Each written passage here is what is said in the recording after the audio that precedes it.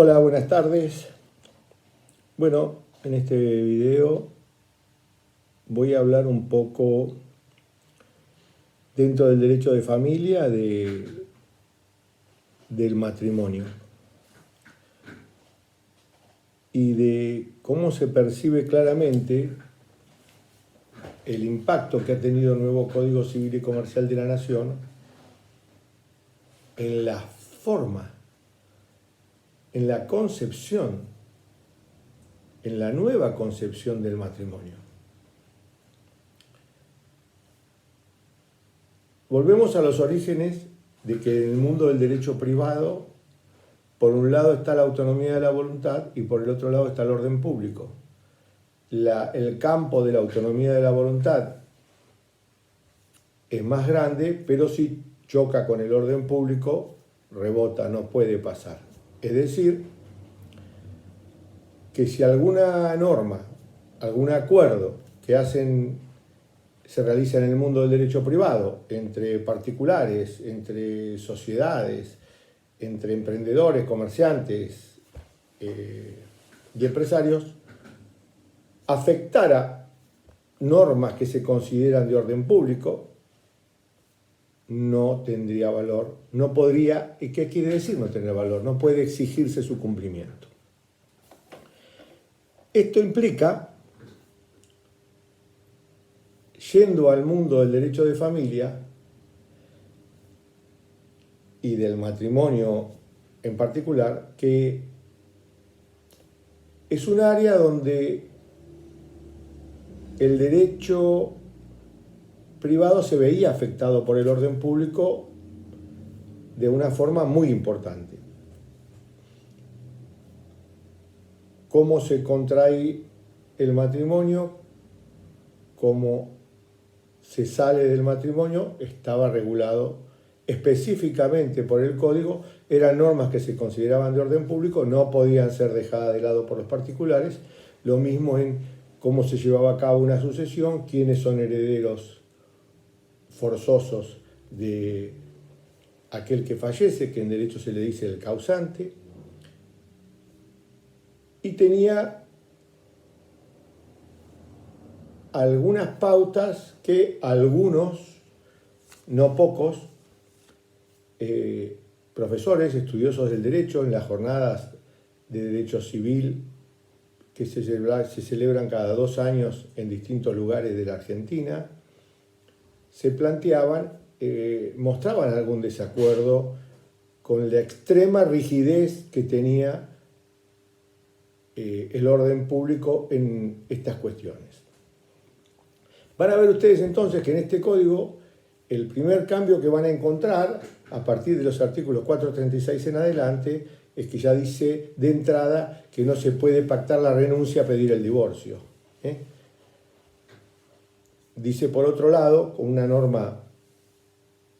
muy interesante, que es la que marca el cambio del rumbo, cómo se sale de la autopista del matrimonio indisoluble y se toma una salida que permite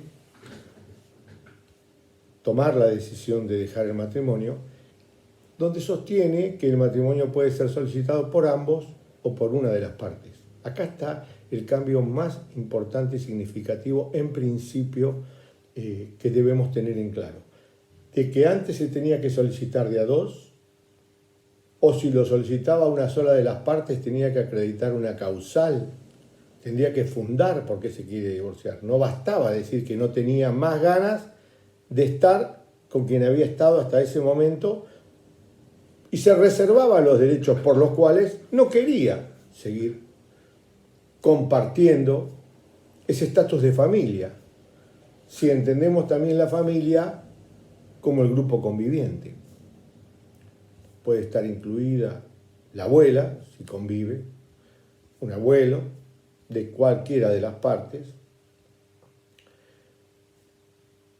y también es familia aquel grupo conviviente donde por ahí no está el padre o no está la madre.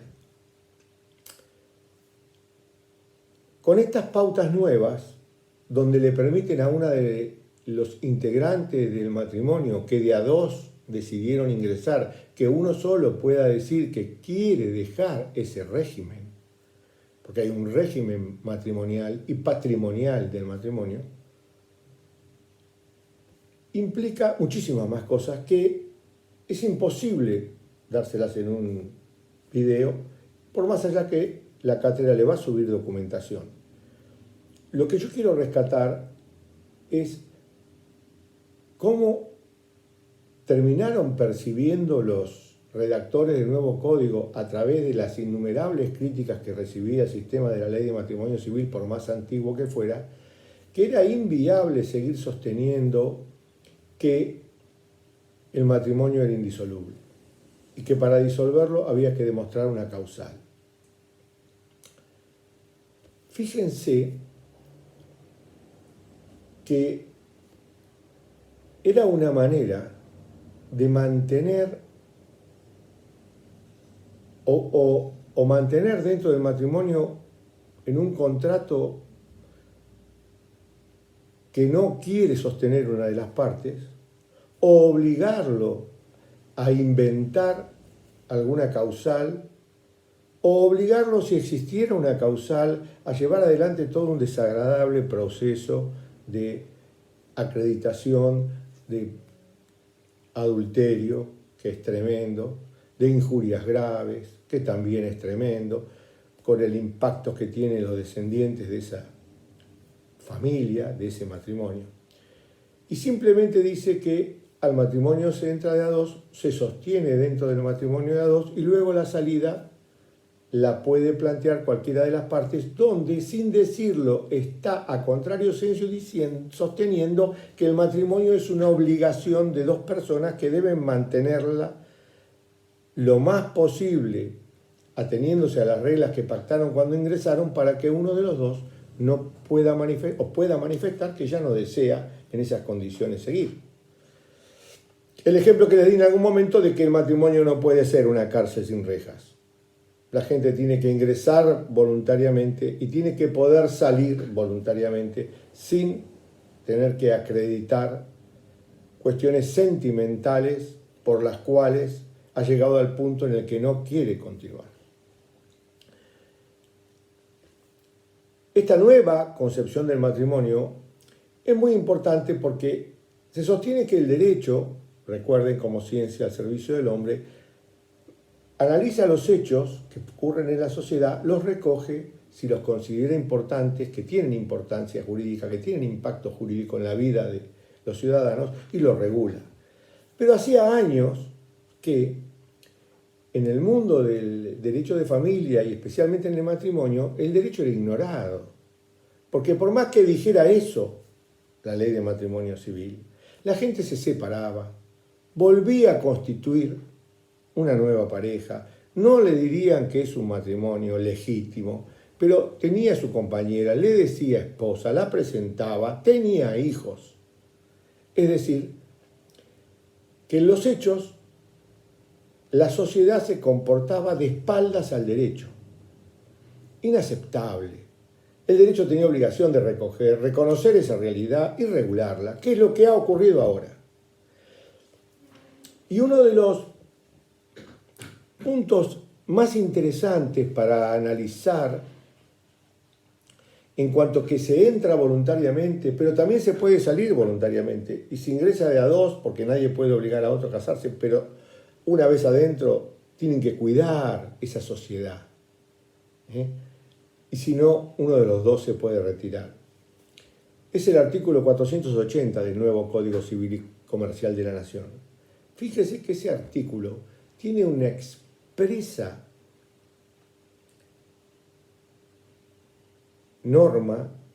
que de alguna manera cristaliza el derecho a reforzar la autonomía de la voluntad y a permitir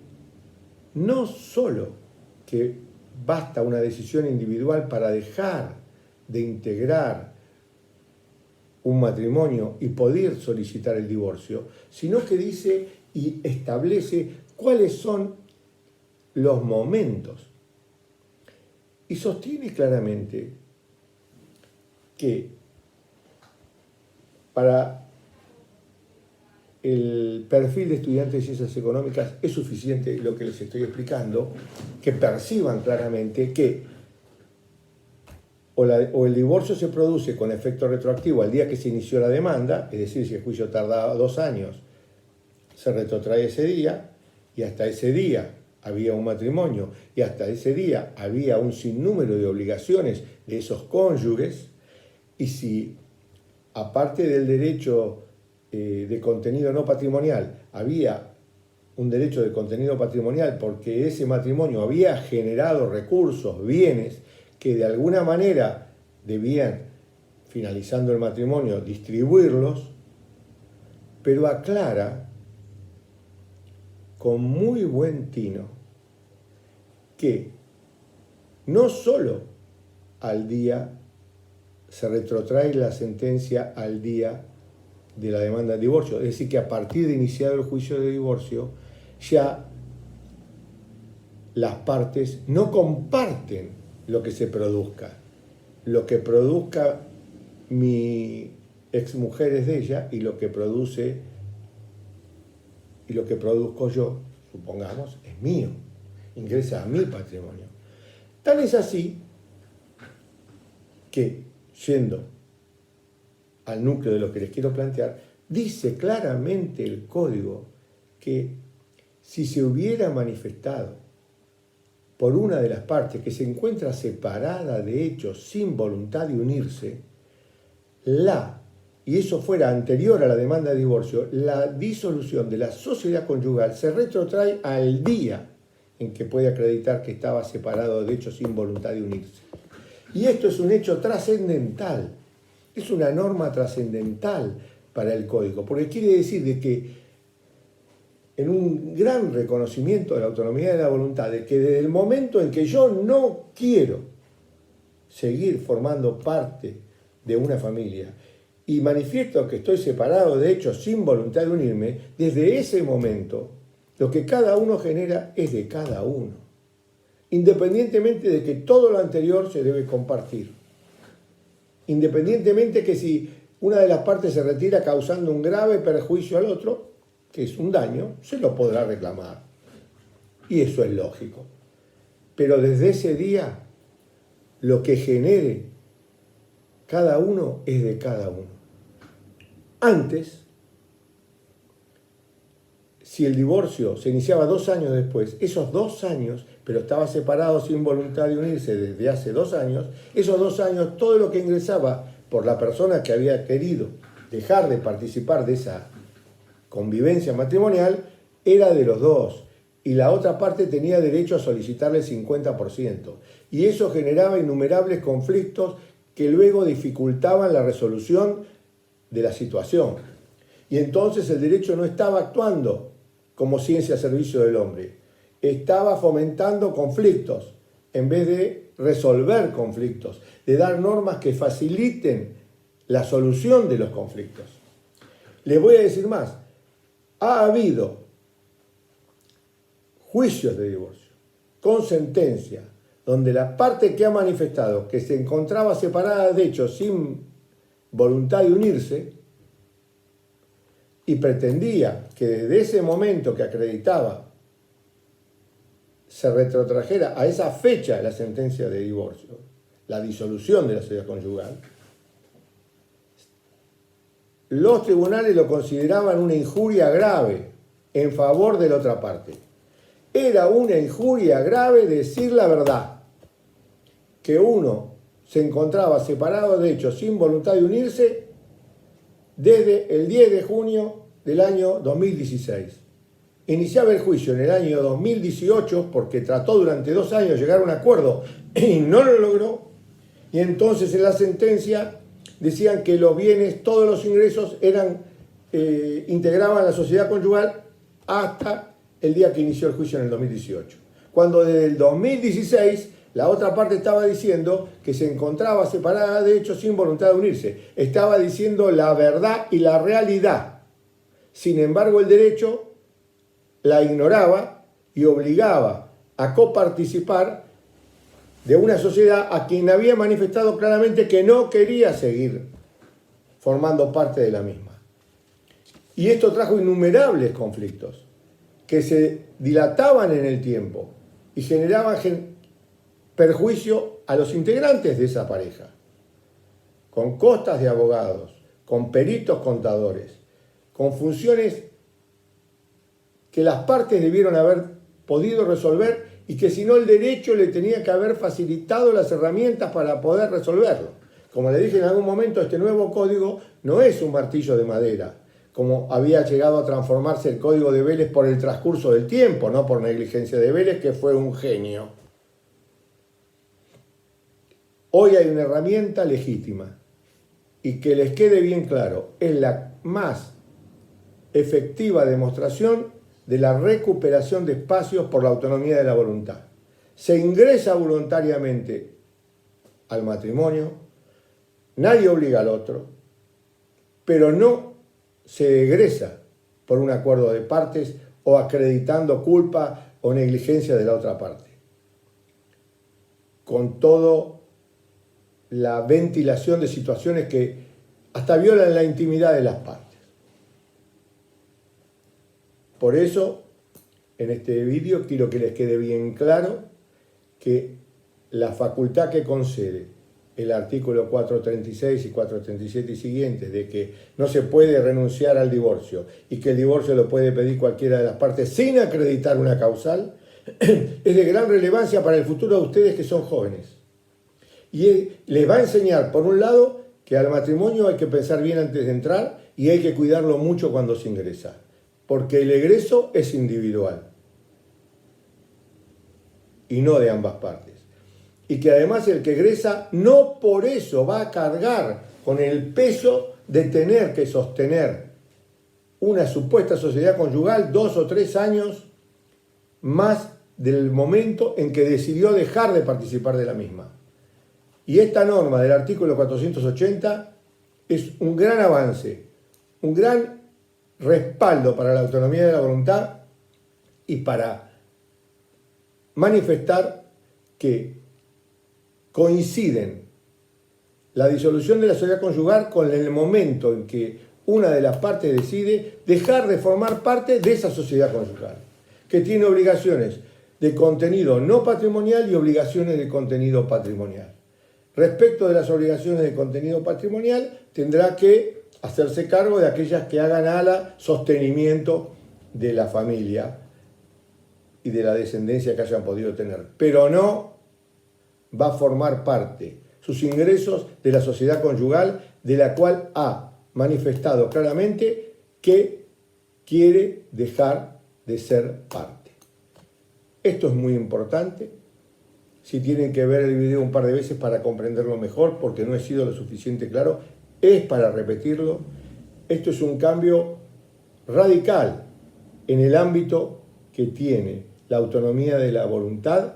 en el matrimonio. Lo mismo ocurre, tal vez se haga otro video al respecto, en el derecho de familia, en el derecho testamentario, en las sucesiones, en la facultad que tiene aquel que ha construido un patrimonio